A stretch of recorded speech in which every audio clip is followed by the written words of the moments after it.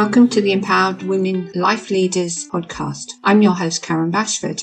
This podcast is for every woman who has ever felt limited by her past, silenced by trauma, or held back by society's expectations. Each week, we will share powerful stories, expert insights, and practical tools to help you become the leader of your own life. Today, I am speaking about the decision map.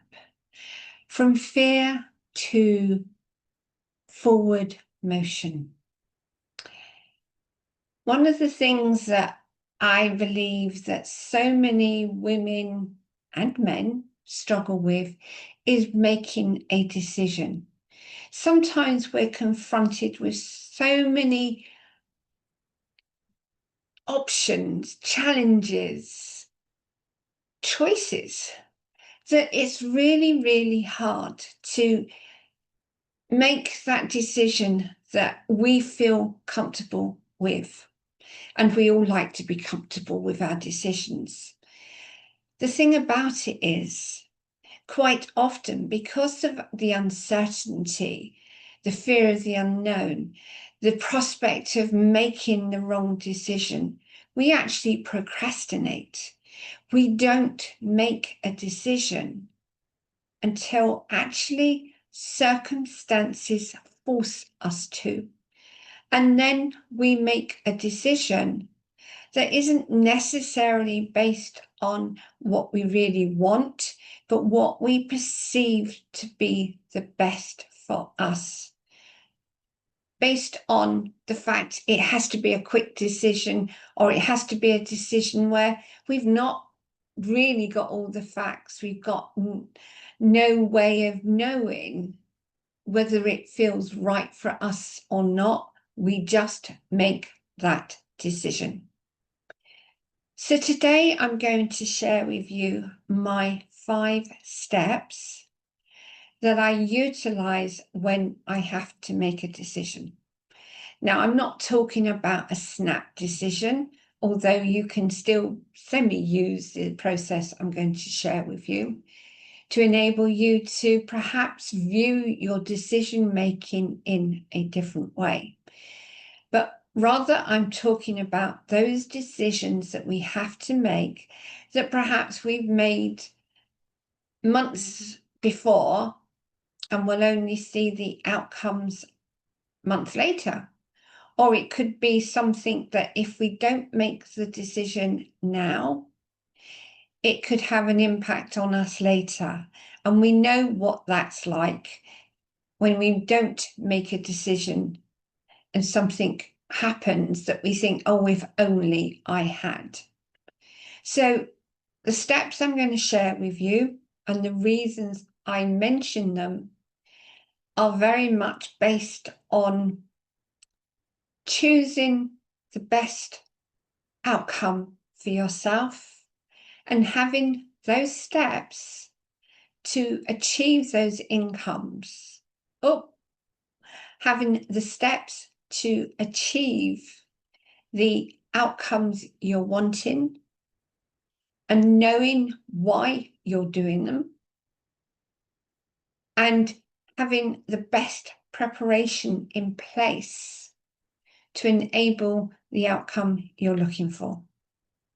So when I'm talking about making decisions, it can be simple, easy decisions, or it can be ones that are going to have an impact on your life going forward.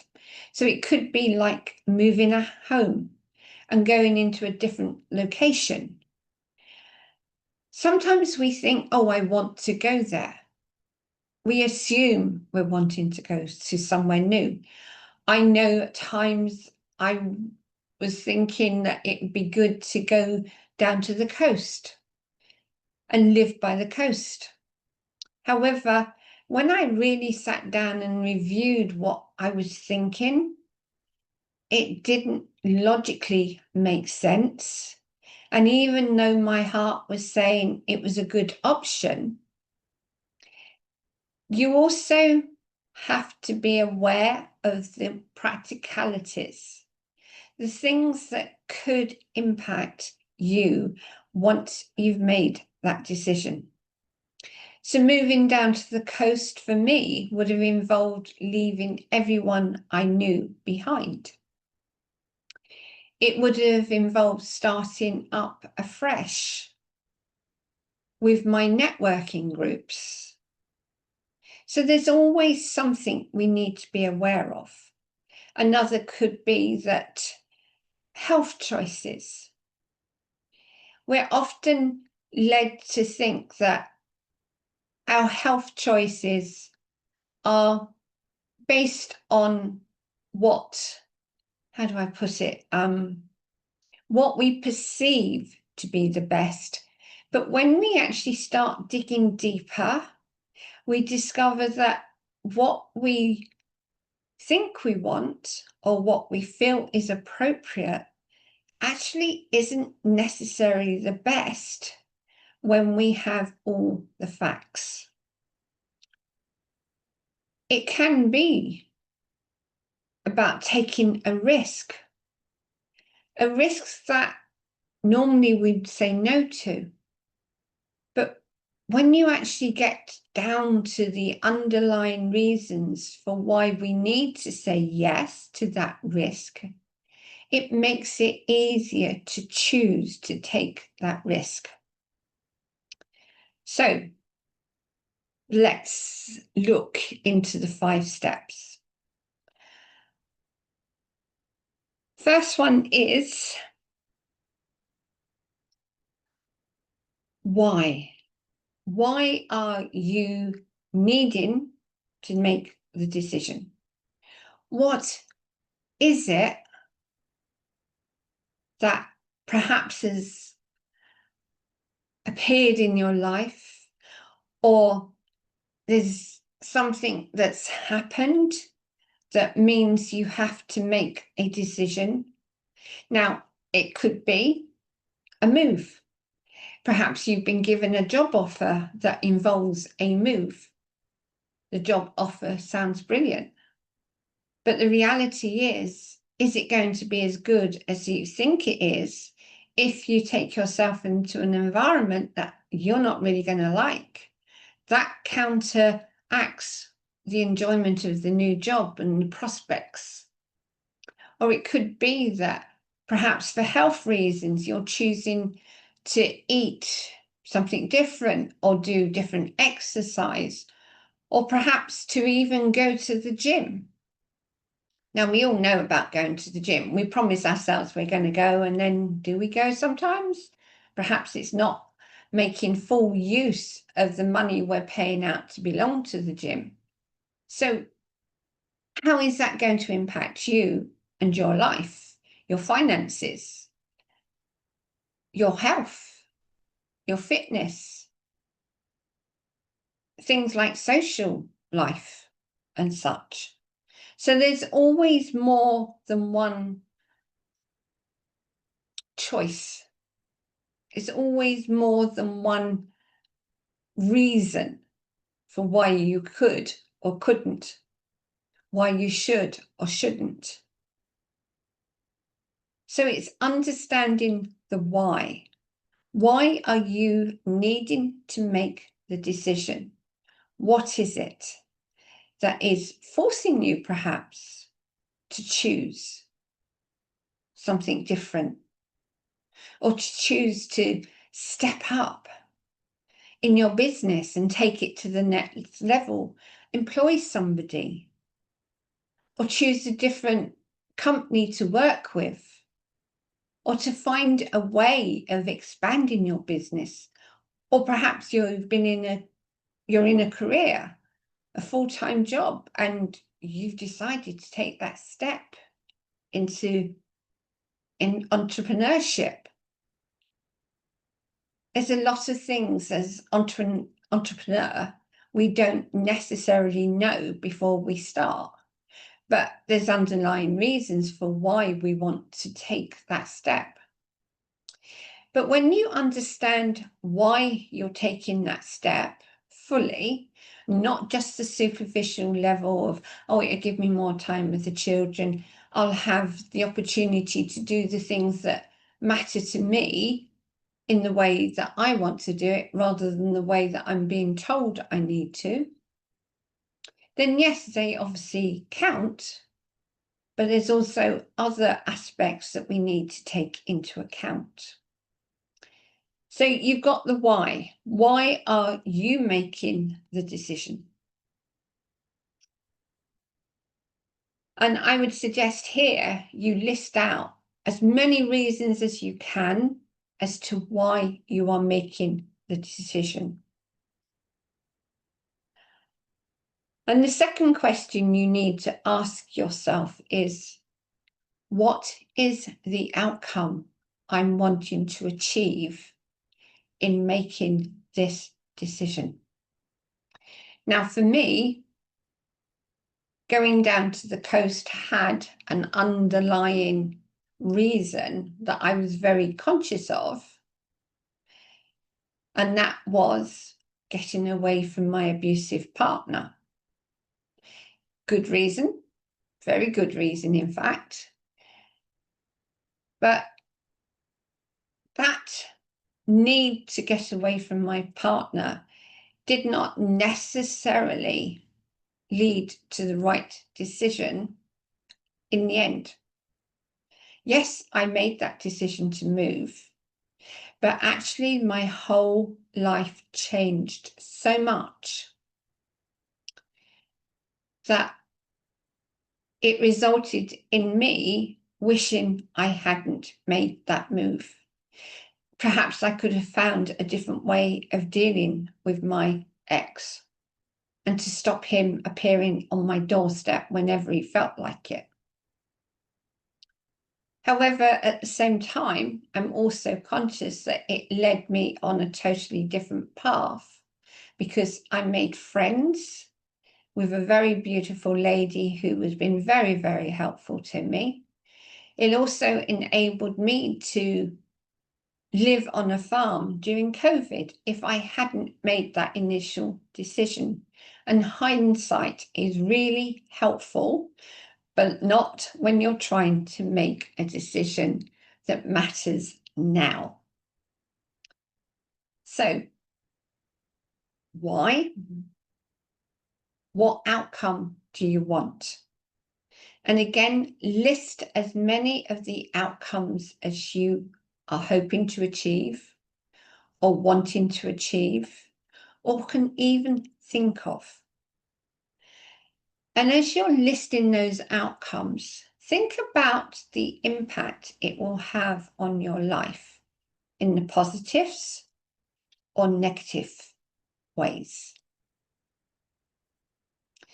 Because quite often we can see the benefit of doing something, but do we really look at the negative aspects? My move to the coast had negative aspects that I hadn't necessarily taken into account. And I've shared a couple already. But it was the isolation that was the most damaging, of being away from all the people I'd known for years. And if I wanted to see those people, I had to drive 50, 60 miles to go and see them. So it wasn't something that I could do easily necessarily, because it would take time. If I wanted to attend networking meetings, it meant I had to allow the time. And even if I got the train, it still took time out of my day. Yes, I can do work on the train, and yes, I can have conversations and such like, but it's not the same as being in a position where you can just walk out your door, have a short trip, meet the people that you know and network with, have those conversations, perhaps sit down and have a coffee with a one-to-one meeting or something like that, and then come back. It's not like that. So that's something that needs to be taken into account. The people you walk away from, the built up relationships you've created, Even the knowledge of an area can make all the difference in how you feel. Because don't forget, every decision has an impact on our mental, physical, and emotional health, which is why it's so important to have a clear understanding of why you're going, the outcomes you want to achieve, and basically, how is your life going to change? I've made a list here because I want to remember my processes that I do automatically nowadays. How will your life change? Map out. Do a mind map, perhaps, and putting yourself in the center of that mind map, and then branch off the different aspects of what's going to happen in your life if you make that decision. Now, I'm talking about something profound like moving, or a health issue, or a career change. But you can even do this perhaps for your relationship with somebody that isn't going as well as it could be, and you're hesitating. Do I take this course of action? Do I leave this person? Or do I stick it out? And what options do I have if I do? This really allows you to dive in deep, to get to understand what you're really thinking, what you're feeling, and what you're trying to project into the future based on the decision choice you make.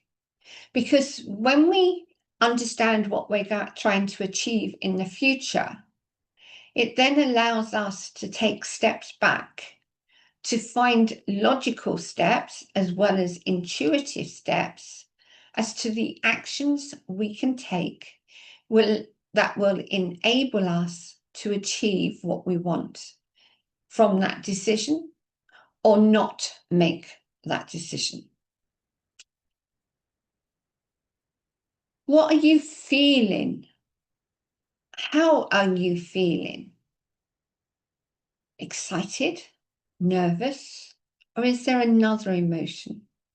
We go through a range of emotions when we're making decisions unconsciously.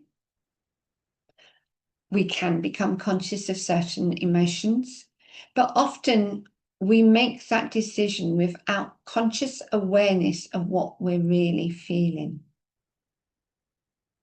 Now, I would always recommend you get to know yourself, simply because in knowing yourself, you can sense what's happening in your body. You can be aware of what's happening in your body. Thoughts are brilliant. If you become aware of what you're really thinking, that's great. But your body is an indicator. Intuitively, you use your body to understand what you're feeling about the potential future. It's a very, very good barometer to tell you whether it's a cold feeling, whether it's a lukewarm, a warm, hot, or boiling hot. I know that at times when I was thinking of moving to the coast, I had a feeling of being cold, of not necessarily welcoming the decision, the choice I was making. And if I truly listened to how I was feeling, I could have found a different way. But for me, it was like I wanted to get away. And going to the coast was always something I wanted to do. But that time, it wasn't the best option for me. I was just focusing on what I needed or thought I needed to do to get myself out of constantly feeling fearful and concerned. And that's the trouble. Unless you take the time to truly understand the decisions you're attempting to make, and why you might be making those decisions, then you will begin to make more of the right decisions and not make a decision and think, oh, I wish I hadn't done that. Or if only I'd known that, or I'd thought of that. It would make a difference. So you know now your why, the outcomes you're seeking, how you're feeling. Now you can look for the practical steps that would go with that decision. What do you need to do to tie the decision together with perhaps what's happening, what you need to happen? So there's always an end game that you can work back from. So in my case, obviously, there was a great deal of things to do to move from where I was living to the coast. But there was also a lot of practical steps of, if I'm going to look for properties can go very, very fast, or they often do interviews for one day only. And that meant that I would have to drive or get the train, get down there to ensure that I was on time to get my slot to view a property. So it's the practical steps you have to take into account as well. When you put all these steps together, you start to understand that a decision is more than just looking at something, weighing it up, and deciding yes or no. When there are negative aspects to a decision, you have a better understanding of why your answer is yes, but also you can prepare for any potential issues that you would have already highlighted. Now, I'm not one to suggest that you have plan A, B, and C, because you're automatically telling the universe, well, I don't believe in plan A, so I'm going to have plan B and C. And then you're still telling the universe, I don't believe in this anyway. So your decision isn't necessarily going to be the right one because you're questioning your own decision, and therefore you're implementing the universe's actions to question what it needs to give you to enable the outcome you're looking for. Because we know that when we are hesitant, when we're not clear and precise on what we're looking for, we get something that doesn't really match what we want or need, or actually can do us more harm. So you need that clarity within yourself. And it sounds long-winded, but it's very, very effective, especially for those big decisions where we go backwards and forwards. Should I, shouldn't I, could I, couldn't I, what if, what's likely to.